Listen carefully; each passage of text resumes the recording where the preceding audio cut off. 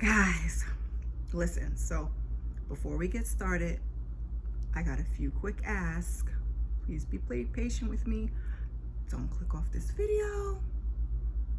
Do your best to watch my videos to the end, guys. I really appreciate that. Also, turn on your notifications, not editing that out. That's what I said. I said what I said. Turn on your notifications. Now, when I tell you it has been a day, it has been a day. I mean, really, it's been a week, but we're not here for all of that. We are here for your favorite show, for my favorite show, our new favorite show, Our Kind of People. Season 1, episode 4. It's titled Crabs in a Gold-Plated Barrel. Let me breathe. Hold on, let's go.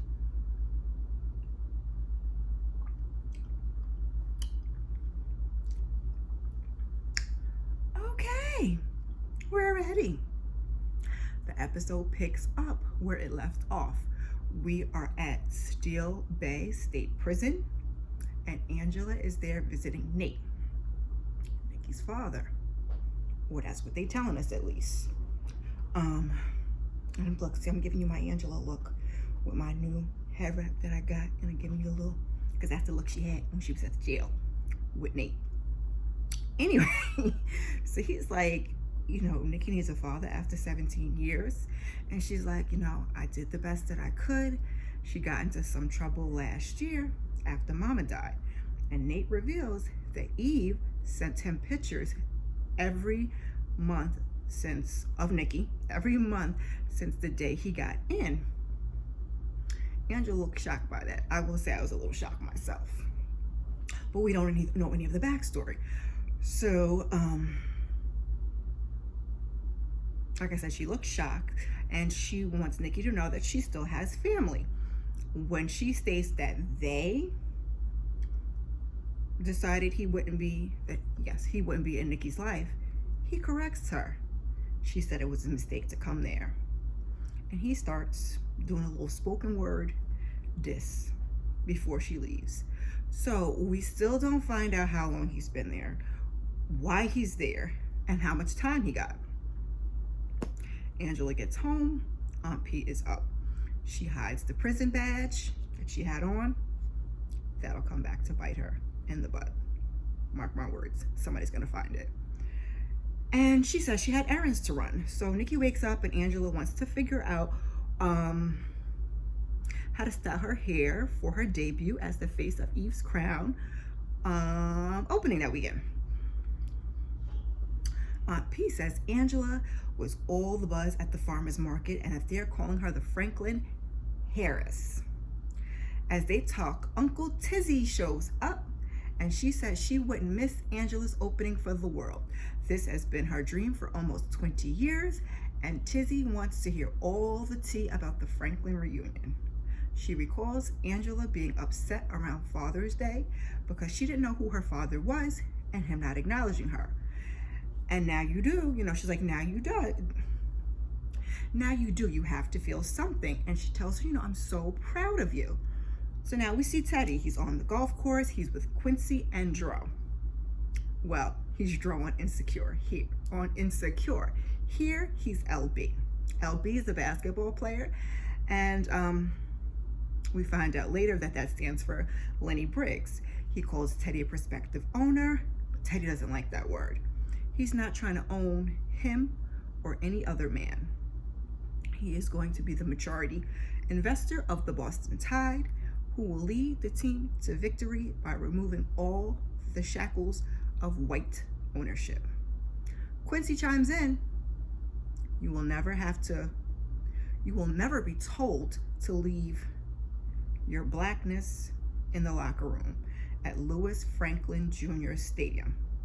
LB, he says he respects Teddy naming the stadium after his brother who was murdered, and Teddy says he will not allow his name nor his activism to be forgotten. The meeting appeared to be going well when a few of the board members, they roll by in their golf cart. Two of them stop. Teddy's like, you don't look pleased to see me. And one says, your display at the Juneteenth party was a tad stereotypical. A secret baby mama and a bastard daughter on the DL. They just love that word bastard on this show. Like, I don't know why. Why do we love that word so? Is that what like higher society black people call children who of parents who are unwed? I don't know. So he says, one of them says there have been rumblings that they should take a vote of censure. Teddy laughs and he says they should think twice before taking aim at him. Y'all are patrol boats, I'm a destroyer. And so they keep it moving. He then calls Leah and asks what's going on. He explains her slip of the tongue has become a problem.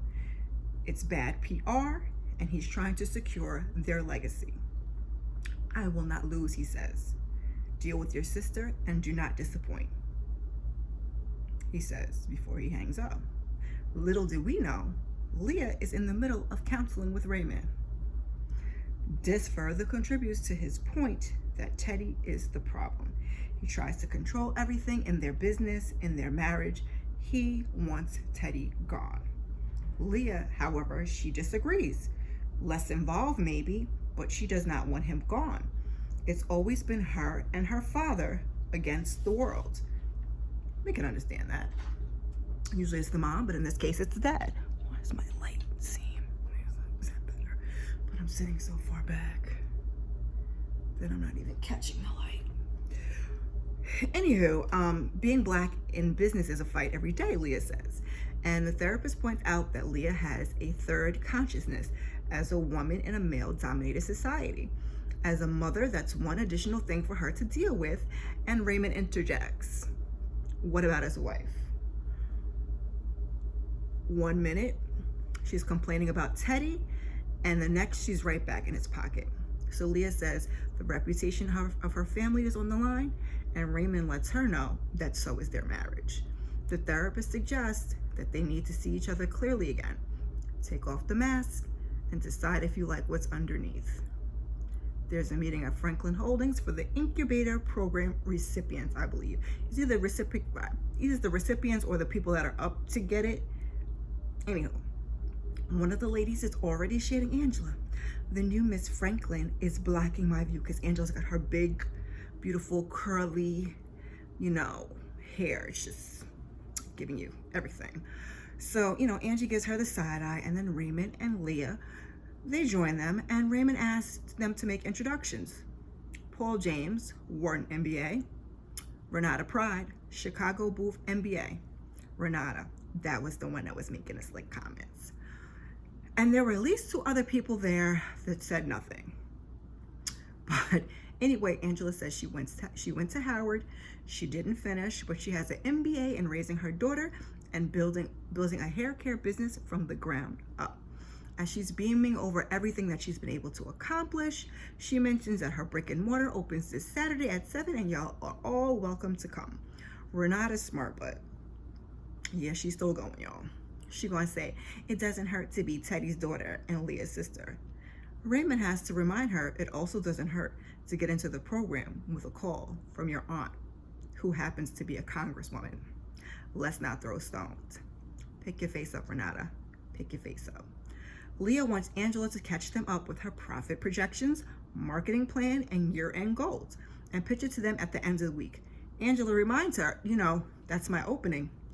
Oh, Leah knows. She says you could present it to us there. She'd hate for anybody to accuse them of nepotism. Leah says she has to earn her spot. They don't owe her anything except maybe back child support. So when Angela gets home, there's reporters all lined up outside.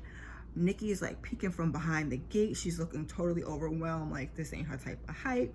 They have all kinds of questions, and Angela's official statement is Eve's Crown flagship opens this Saturday at XYZ Street. If you don't know, you better ask somebody about this hair movement, okay? Now please get off my property. Y'all not gonna be messing with Angela. So Leah and Tyrique, they're playing tennis. Leah is trying to be the Serena of the Gracie T's tennis tournament. He asks if she's working off some stress. Haven't you heard the gossip that Angela's caused between me and my family? It'll die down. It always does, Tyrique tells her. And he wants to know, what is it about Angela that has them both so concerned, meaning her and Teddy? Leah says that them accepting her at the red and the black on the green was a PR move to get ahead, and it just didn't work. Tyrique says, she seems like a good person, is trying to make her honest living.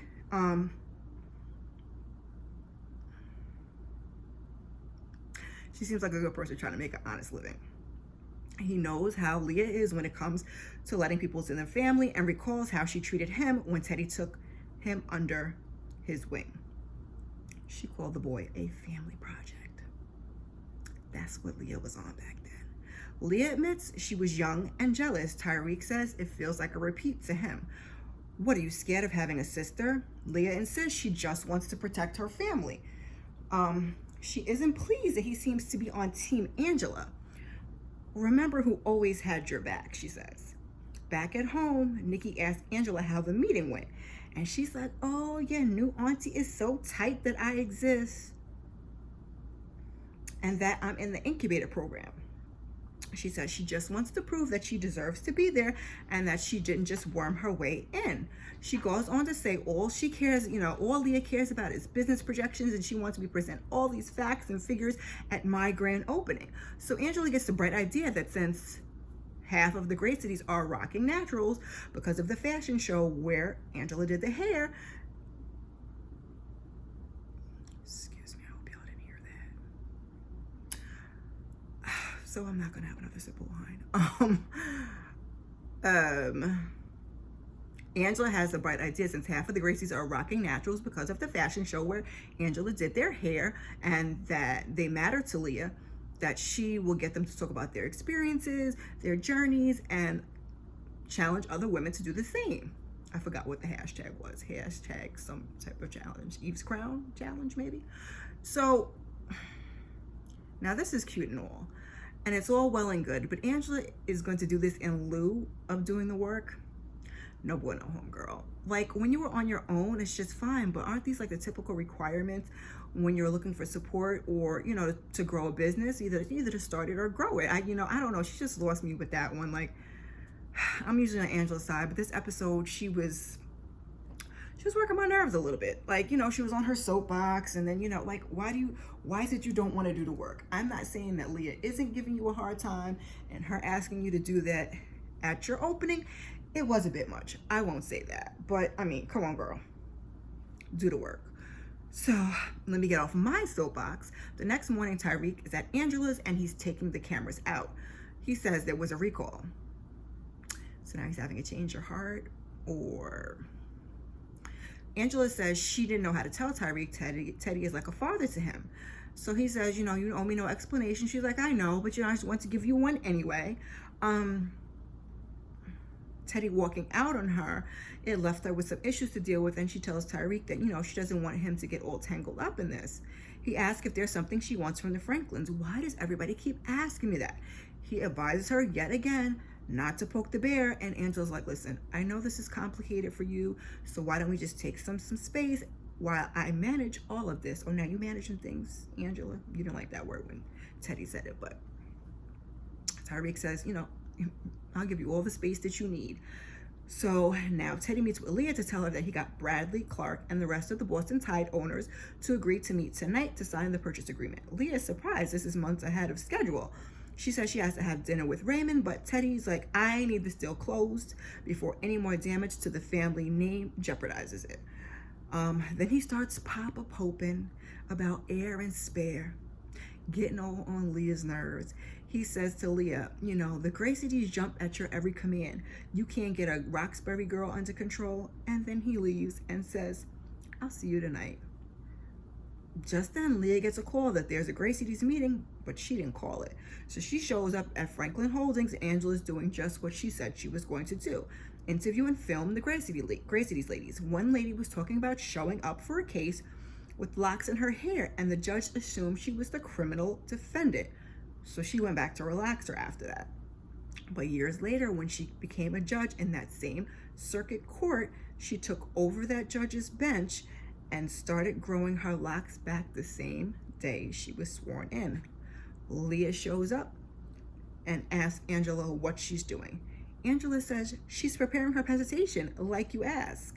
Leah says, if you think a few amateur videos will satisfy the requirements for this competitive program, by all means.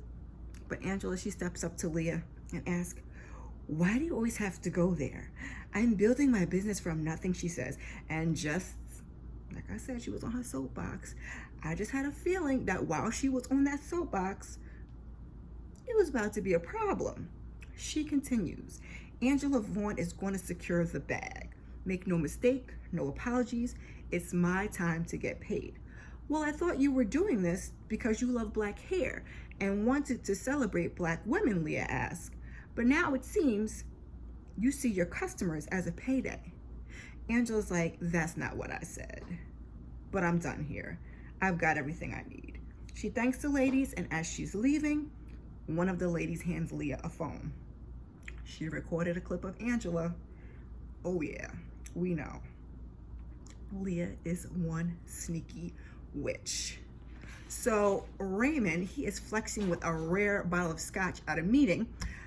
The brothers of the kingship don't call you Mr. Exclusive for nothing. So Raymond says, I've got something else exclusive. Trix Burgers, who's black owned, is debuting a new line of branded meals, and Darman Foods is the secret sauce.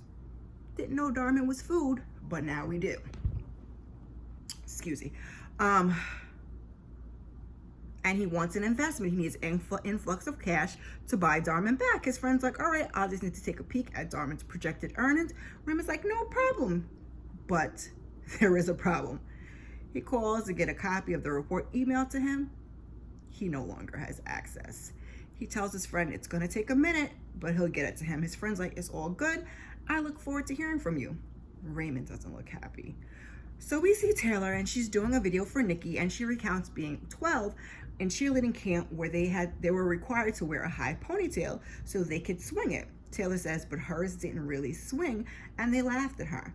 So Taylor hypes Nikki up, but also at the same time she gets those wheels turning because she's always telling Nikki how amazing she is, and she's telling her how big this opportunity is going to be. And then they laugh and they almost kiss when Lauren walks up. So I guess this is what Nikki meant when she was trying to explain to Lauren after the fashion show that it's okay to be who she is and that her grandma was the only one who knew who she was. So either Nikki is also gay or bisexual. We don't really know what her orientation is. But anyway, hey cuz, Nikki says. Lauren looks annoyed. Too soon? And then, she leaves and she gives them time to talk. Taylor says how cool Nikki is, no drama. She knows who she is and she's not ashamed. And Lauren's like, I'm not ashamed. She was just scared because she's never been in love like this. She thanks her for dropping the charges, and she's like, she misses them, and she thinks that they should call this a relationship because that's what it is. And public Taylor is excited. She wants to be official for a while. And she asked her to be nicer to Nikki.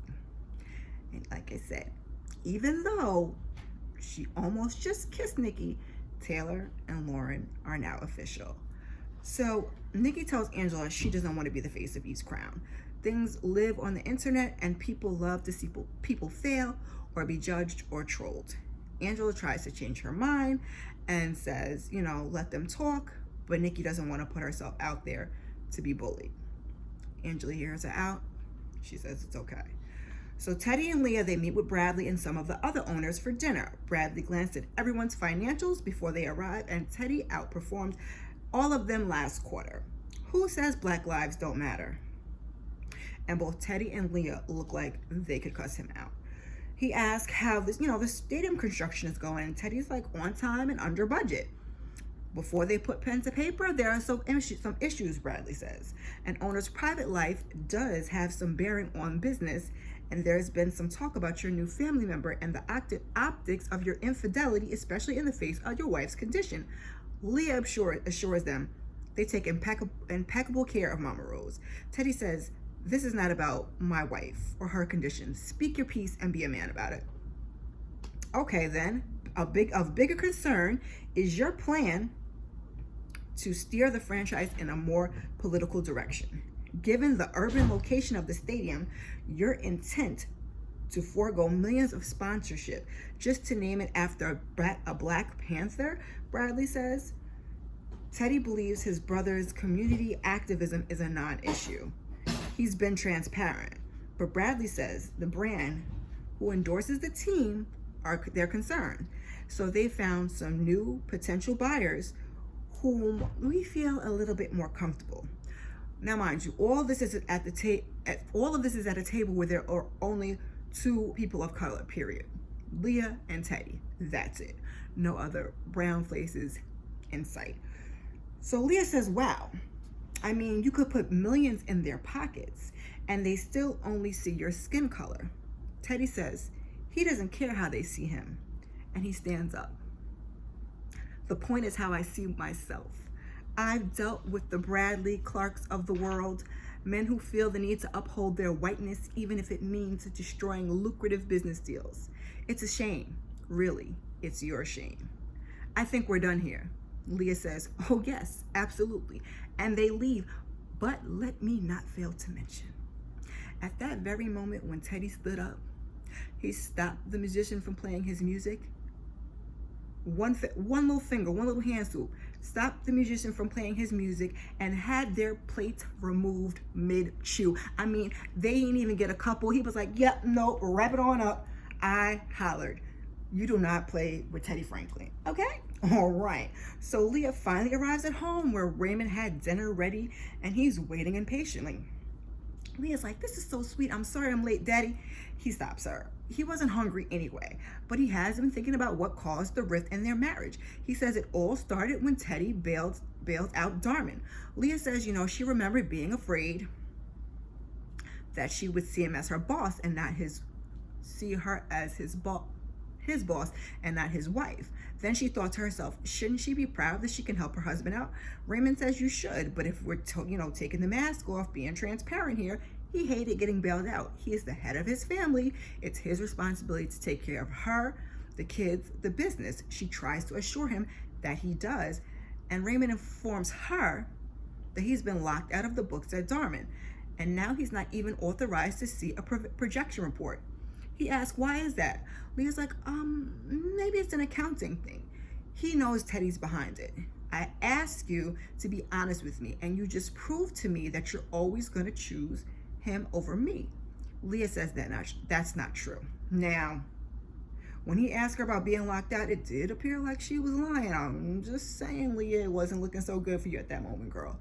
So Leah says she wants to be less focused on business and more focused on them being partners again. And Raymond says, listen, then you're going to have to decide which partner you want to be standing next to. And he exits stage left.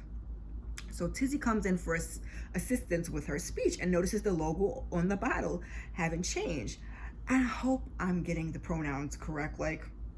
No offense, because she's Uncle Tizzy, but I think they're also referring to her as her again.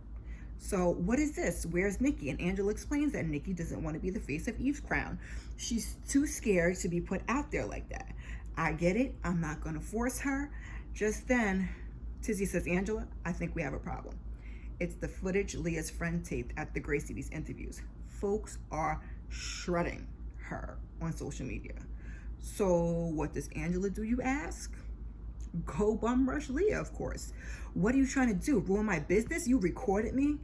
Leah wants to know, what are you doing in my house again? So Angela starts talking about if she has Leah's wealth and power, that she would use it to lift people up rather than tear them down again and again.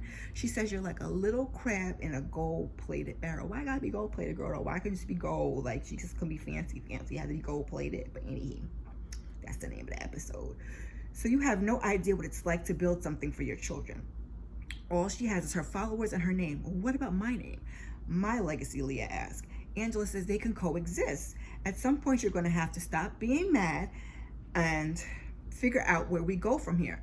Leah says that Eve broke up her family. When she got pregnant with Angela, it pulled her father's focus and love, and it shattered her mother's already fragile mind. Now I'm going to pause right here and say, how does she know this as a child? The blame doesn't go to Angela. The blame doesn't even go to her mother. The blame goes to Teddy. You want to be mad at somebody? Leah, be mad at your daddy, okay? So Angela is the rotten apple that didn't fall too far from the twisted tree. She has only been there 2 weeks and she has already managed to sully a name that they have built up for over 100 years. So there is nowhere for them to go from here. She continues, she's not mad at her, she's ashamed of her, ashamed of what her father did. Angela gets up and she leaves. That was a lie, and it cut deep. It's the night of Angela's opening, and the post that Leah leaked caused some damage. It looks great, but there aren't many people there. Aunt P says, look around and appreciate how far you've come. Your mom would be proud of you. So Angela walks off and Tizzy walks up. Piggy tells Tizzy it's time to make an emergency call to the pretty committee. Tizzy goes in the room and she has a little chat with Nikki. She says, that they all need to come together and help Angela. Eve's crown will crash and burn. Tizzy wants Nikki to step up and become the face of Eve's crown. But Nikki wasn't really feeling that with everything that's going on right now. Besides, she says, she doesn't have the best track record recently online. Tizzy says, don't let no trolls take your confidence. Maybe it's your turn to push yourself. For her and for you, Tizzy says. In the dorm prison. Nate has a phone. I don't know how Nate got a phone. He got a phone. Apparently you can give phones in prison. We on an episode of Power. Anyway, breaking news update. Angela Vaughn, new heir to the Franklin throne. That's what it says on the phone, on the article, or whatever he's looking at. And this fool decides to start a letter to Teddy. Sir, what are you about to do? And what are you about to say? I just had to shake my head. Like, men. Really? Men. I mean, granted, I guess it's his fault. I mean, her fault that he hasn't seen or, had contact with the daughter, I'm assuming in 17 years. But now we're going to go to Teddy for what? Like, she didn't even know who her father was. If you had a baby with her, you had to know that about her. I'm starting to ramble. Let me get back on track. So Leah and her little flunky, they show up to Angela's opening. Aunt P is coaching Angela to get up on that stage and show them who she really is. Angela takes the stage and Aunt Piggy live streams. Who is the real Angela Vaughn? She is a girl from Boston who didn't come from much. And she used to make conditioner in her mother's kitchen. And now she's standing on her own after scraping, saving, getting knocked down over and over again. She got up and kept going because that's who she is. She isn't there for handouts or freebies. I'm just here to make beautiful products and uplift Black women and our hair. That's me. That's Eve's crown. She's a human being trying to make sense of a lot of new information, and so is Leah. They need some space to figure the whole thing out. She hopes that they're there for the right reason, and as her speech concludes, Tizzy shows up and she has brought the girls, y'all. Yes, they are ready to party. Nikki walks in at the end. Her hair is looking right to announce that she is the face of Eve's crown. She wants to use her platform to be a positive voice for all. If you have ever been bullied or felt less than beautiful or needed something to believe in, you will find that at Eve's crown. They stand on their own name and history. Lauren shows up and she dances with her mom. Now, Teddy has called a meeting with Bradley. Bradley already starts with if this is about the tie deal, that ship has sailed. So Teddy is pouring some brown liquor and his hand is shaking and Leah notices. He gets to Papa Popin that this is about Bradley being threatened by his success, not his indiscretions. Bradley had his own scandal he skirted last year. Leah asks, did you know the concession contract for the garden is up? Yes, he's aware and he's in the middle of renegotiation. Not anymore, Teddy says. Darman Foods, one of his companies, just beat his bid. Darman Foods, Leah says. Kind of as a question, then she falls in line like, yes, Darman Foods. Teddy says, from now on, my name will be on every cup, fork, knife, and plate in the place, including your skybox. You can keep the Boston's hot. I'm going to start a new expansion team that will compete with you in your city and cost you a fortune. Oh, you're dismissed, Leah says. And they cheers. Once Bradley is gone, Leah says, listen. She wants her to let him in. She's been fighting this battle with Angela and lying to her husband while he's using the company, which must stop now. Leave Darman alone, stop threatening me with Angela, and tell me what's going on. He admits that he has Parkinson's. She touches his hand. I'm sure they had some type of conversation behind it. We may see that next episode. We did not see this episode. What we did see this episode is back to the opening. Angela asked Nikki if she's sure about being the face of Eve's crown. She said she's not doing it for her. Well, she is doing it for her, but she also wants to use her voice to speak out and give the love that Mama Eve gave her. They have a dynasty to build. They're all excited. Taylor's waiting to speak to Nikki. So as Nikki walks away, Tizzy walks up with a bottle from Tyrique. She asks her to put it in the fridge. She's got something to do. She catches him outside on his way to the car. He was just trying to give her space. They get to talking back and forth and blah, blah, she doesn't want space and blah, blah, blah, blah, blah, blah, blah. They kiss. So Nikki and Taylor, they're also outside someplace else talking. And Taylor tells her how amazing she is. You're just so comfortable in your own skin. And even though you were scared, you just went for it. She really, really, really, really is vibing with Nikki. And they kiss. Now, Taylor, I know you're digging Nikki, but you just committed to Lauren. I'm gonna need you to make up your mind. You can't have your cake and eat it too. So now, Leah is at home. She's in her little nightie. She's running a bath, and she calls Raymond to ask where he is. She's sorry she's late, but she has some good news. She doesn't want to share the details, but she wants to celebrate. Raymond lets her know that he took the chopper to New York. He has a Kingship regional meeting in the morning, and he says he's going to stay at the penthouse. She's like, all right, I'll see you tomorrow. Before she can even get another word out, he has already hung up the phone. And we see Shelby. It's good to see Shelby and Lance together on screen again, y'all. So you came all this way for me to find you a story, she asked. He wants dirt on Teddy Franklin. He's corrupt. He bails his company Darman out, and now he's trying to keep it. She says she'll do it. But given their past, why would you ask me? Why, what past are you referring to, Mr. Sosa?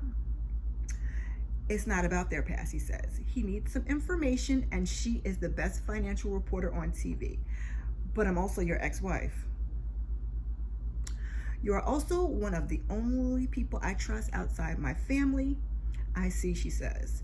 But how's Leah going to feel about this? Leah doesn't have to know.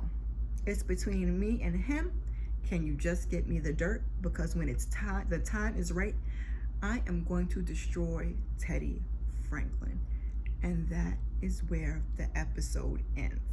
Now, they did slow it down a little bit for those of you that were complaining. It was a little fast-paced until the end. That end scene, you know, you got an ex-wife, Raymond. I almost threw something at the darn TV. Your child. And he's keeping secrets while trying to bring down his father-in-law. Like, how's that going to work out? How are you still going to have a marriage after? I'm so curious to see where this whole thing goes. Are you guys liking the show? What questions do you have? While you're here, please check out some of my other content. Thank you. Before you go, share, like, subscribe, drop me a comment in the comment section, and I appreciate you. Peace.